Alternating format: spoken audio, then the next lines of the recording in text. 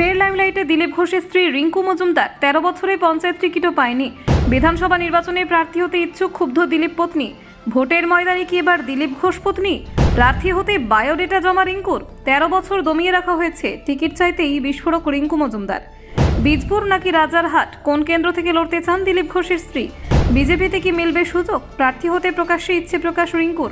স্ত্রী প্রার্থী হলে কি বলেছেন দিলীপ ঘোষ? জল্পনা তুঙ্গে। ভোটের আগে চূড়ান্ত তালিকা ঘিরে অনিশ্চয়তা, বাড়বে কি সময়সীমা? দেখুন, রাজ্যে বিধানসভা ভোট যত এগিয়ে আসছে ততই রাজনৈতিক অন্দরে বাড়ছে জল্পনা। সেই আবহে নতুন করে আলোচনায় উঠে এসেছেন বিজেপি নেতা দিলীপ ঘোষের পত্নী রিঙ্কু মজুমদার। তিনি বিধানসভা নির্বাচনে প্রার্থী হওয়ার ইচ্ছে প্রকাশ করে দলীয় নেতৃত্বের কাছে বায়োডেটা জমা দিয়েছেন বলে সূত্রের খবর। রিঙ্কু মজুমদার জানিয়েছেন, দীর্ঘদিন ধরেই তিনি বিজেপির সঙ্গে যুক্ত। তার দাবি, 13 বছর ধরে দল করার পর অন্তত পঞ্চায়েত স্তরে একটি টিকিট পাওয়ার আশা করেছিলেন, কিন্তু সেই সুযোগ না পেয়ে তিনি ক্ষুব্ধ। এবার আর নিজেকে পিছিয়ে রাখতে রাজি নন বলেও স্পষ্ট বার্তা দিয়েছেন। তিনি জানান, বীজপুর, রাজারহাট, নিউটাউন অথবা মেদিনীপুর কেন্দ্র থেকে প্রার্থী হতে আগ্রহী।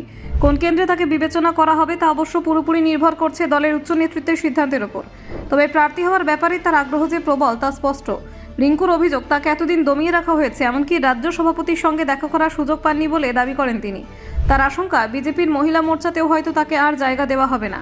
তিনি আরও বলেন, বহু মহিলা নেতা বিধায়ক বা সাংসদ হিসেবে প্রতিনিধিত্ব করেছেন, অথচ তারা কেউ কথা ভাবেনি। এমন ইঙ্গিত দেন, বিয়ে না হলেও তিনি 2026 সালে নির্বাচনে প্রার্থী হওয়ার কথা ভাবতেন। এ প্রসঙ্গে দিলীপ ঘোষ জানান, প্রার্থী হওয়ার আবেদন অনেকেই করেছেন। রিঙ্কু তার স্ত্রী হলেও তিনি দীর্ঘদিন ধরে দল করছেন। সেই জায়গা থেকে তার ইচ্ছে থাকতে পারে, তবে সিদ্ধান্ত নেবে দলীয় নেতৃত্ব। অন্যদিকে তৃণমূল নেতা কুণাল ঘোষ বিষয়টি নিয়ে খোঁচা দেন। তার বক্তব্য, বিজেপিতে দীর্ঘদিন কাজ করলে প্রার্থী হওয়ার ইচ্ছে স্বাভাবিক, কিন্তু বিজেপির উচ্চ নেতৃত্ব আদেও সেই সুযোগ দেবে কিনা সেটাই দেখার। কুণাল আরও বলেন, বিজেপিতে দলবদলুদের নিয়ে বেশি প্রাধান্য দেওয়া হয় বলে অভিযোগ রয়েছে। ফলে রিঙ্কু মজুমদারের আবেদন কতটা গ্রহণযোগ্য হবে তা সময় বলবে। তবে ইচ্ছে প্রকাশ করলে দলকে তা গুরুত্ব দিয়ে দেখা উচিত বলে মত দেন তিনি। এদিকে ভোটের আগে আরেকটি বড় প্রশ্ন উঠে এসেছে চূড়ান্ত ভোটার তালিকা প্রকাশ নিয়ে। জানা গিয়েছে, আগামী 28শে ফেব্রুয়ারি তালিকা প্রকাশে বিলম্ব হতে পারে। এখনও নথি যাচাই প্রক্রিয়া সম্পূর্ণ হয়নি। সূত্রের খবর, যাচাই প্রক্রিয়া শেষ না হলে মুখ্য নির্বাচন আধিকারিকের দফতর নির্বাচন কমিশনের কাছে সময় বাড়ানোর আবেদন করতে পারে। 7 দিন সময় বাড়লে ভোটে বড় সমস্যা হবে না বলে মনে করা হচ্ছে, তবে 14 দিন বাড়লে প্রশাসনিক জটিলতা তৈরি হতে পারে।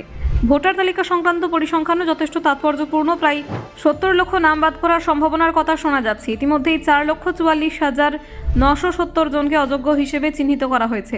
এছাড়া 4,66,323 জনের তথ্য এখনও যাচাই বাকি। 30 লক্ষেরও বেশি পুনরায় যাচাইয়ের তালিকায় রয়েছে। প্রায় 20 লক্ষ ভোটারের বিষয়ে এখনও সিদ্ধান্ত নিতে পারেননি ইলেকটোরাল রেজিস্ট্রেশন অফিসাররা। একদিকে বিজেপির অন্দরে সম্ভাব্য প্রার্থী নিয়ে জল্পনা, অন্যদিকে ভোটার তালিকা সংশোধন নিয়ে প্রশাসনিক তৎপরতা। রাজ্যের রাজনৈতিক আবহ ক্রমে উত্তপ্ত হয়ে উঠছে। আসন্ন বিধানসভা ভোটের আগে এই সব ঘটনায় রাজনীতির সমীকরণে গুরুত্বপূর্ণ প্রভাব ফেলতে পারে। Bureau report, news prime Times.